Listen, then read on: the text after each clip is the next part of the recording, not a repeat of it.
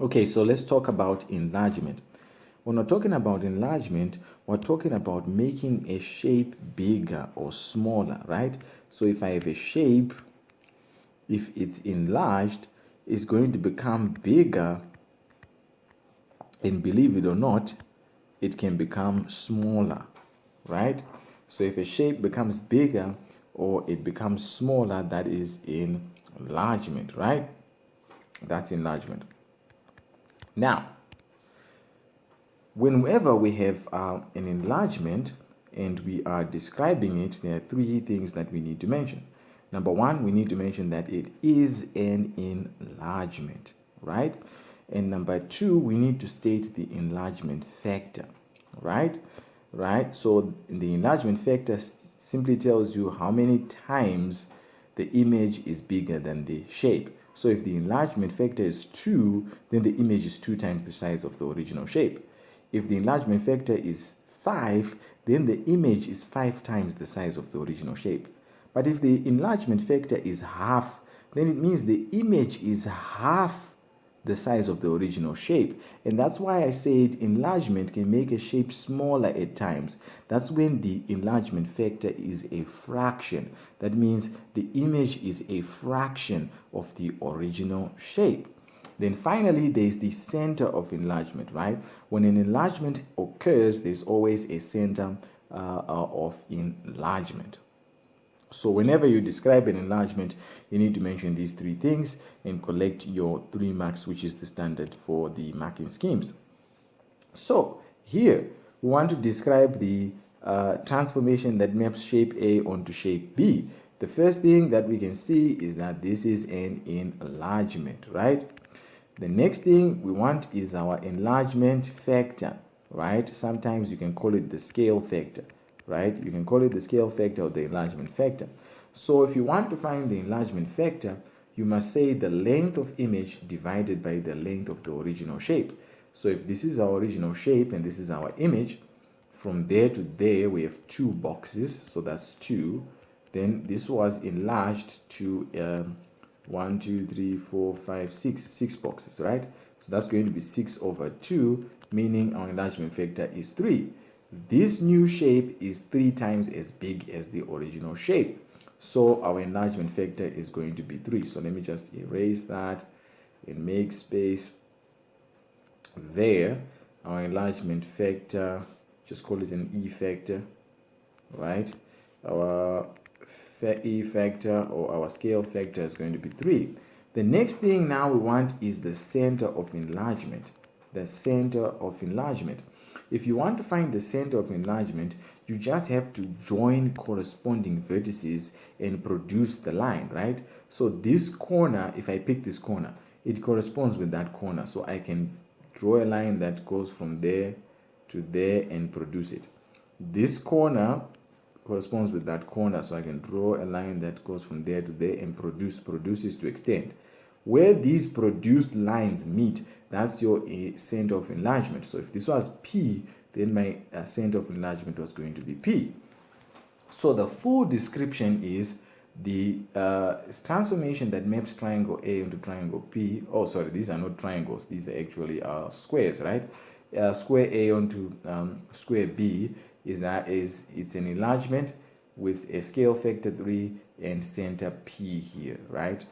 In practical situations, you have to find the actual coordinates of that center. Okay, another one is describe the enlargement that maps P onto Q. So P this time is the shape and Q is the image. So first of all, we know that's an enlargement. And you're saying, how is it an enlargement? Because we said that an enlargement can make a shape smaller as well, right? So for every enlargement, there is an enlargement factor. So I'm just going to call it an E factor, right? And then the E factor, we're going to take the length of the original shape, and then we're going to take the length of the image, right? It's going to be image over length of original shape. So it's always length of image. So length of image, these are 2 squares, it's 2. Length of original shape, it's 4 squares there, 1, 2, 3, 4. So that's 4. So 2 over 4 in lowest terms is a half. So my enlargement factor here is a half. So the image is half the size of the original shape. Then the last thing I want is the center of enlargement, right? If I want the center of enlargement, I join corresponding vertices and then produce the line, right? Corresponding vertices produce the line. This vertex corresponds with that one. I join and extend. So where they meet, that's the center of enlargement, right? For now, we're just going to call it X. But again, in practical situations where you have a Cartesian plane, you need to mention the actual X and Y values, the coordinates of the point X. So the transformation that maps P onto Q is an enlargement of factor half and center X. Right, now describe an enlarged, the transformation that maps P onto R. Now we see P is becoming bigger, but we see a flip or a change in orientation here, right? R is bigger, but it's upside down, right? Whenever you see an enlargement where the image is upside down, right, or where it's inverted, right, you put a negative on your factor. So your factor becomes a minus. We're going to see that. So this is an enlargement, right? Enlargement. And then our scale factor or enlargement factor, right? Again, we have the length of the original shape. I can take any corresponding size. This is length of shape. And then this is the length of image, right? I just take corresponding sides. So it's going to be length of image over length of original shape, which is how many boxes? 1, 2, 3, 4, 5, 6. 6 over 3, right? Which is going to give you 2. But again, in this case, remember what we said. When the image is upside down, you need to put a negative. So I needed to put a negative there. So my factor is not 2, but instead it's minus 2, right? That accounts for the flipping upside down, right? So whenever the image is inverted, that means the enlargement factor is upside down. Enlargement factor, is negative. The last thing is the center. Again, you pick corresponding vertices. So this vertex corresponds with that one, since this is upside down. So this corresponds with that one. We draw a line like that. And then this vertex corresponds with that one. So we draw that there. Where the two meet, that's our center. If I call that Q, then that's our center Q. So we have an enlargement of factor minus 2 and center Q. So that's what happens when you have something upside down. Okay, so we have an example here. Triangle X has the vertices 1, 1, 3, 1, and 3, 3. So we're going to draw that. Draw triangle X. 1, 1, 3, 1, 3, 3. 1, 1, 3, 1, 3, 3. We draw our triangle. That's our triangle X. Okay. Let's get another color. Let's get the yellow. Triangle Q has the vertices 4, 1, 8, 1, and 8, 5. Draw triangle Q. So 4, 1, 8, 1, and 8, 5. So 4, 1, 8, 1, and 8, 5. So we draw that.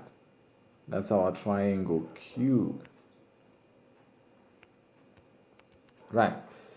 Then describe fully a single transformation that maps triangle X onto triangle Q, right? So one transformation that's going to map triangle X onto triangle Q, right? This is clearly an enlargement here, right? So we have an enlargement. But whenever we have an enlargement, we must mention the factor and the center of enlargement. So the scale factor or the enlargement factor is going to be equal to length of image over length of original shape. So the image is 1, 2, 3, 4 boxes there. 1, 2. So that's 4 over 2, which gives you 2. So that's our enlargement factor. And then our center of enlargement, what do?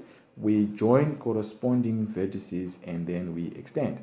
So this, let me use green. This vertex corresponds with that one. So I join them. And then this vertex corresponds with that one, so I join them. Where they meet here, that's my center of enlargement. The coordinates of this point are -1 and 1. So in this case, I actually write the actual coordinates. So the center is -1, 1. So there's the description. This is an enlargement with an enlargement factor 2, and the center is -1 and 1. So there it is, a simple description of an enlargement.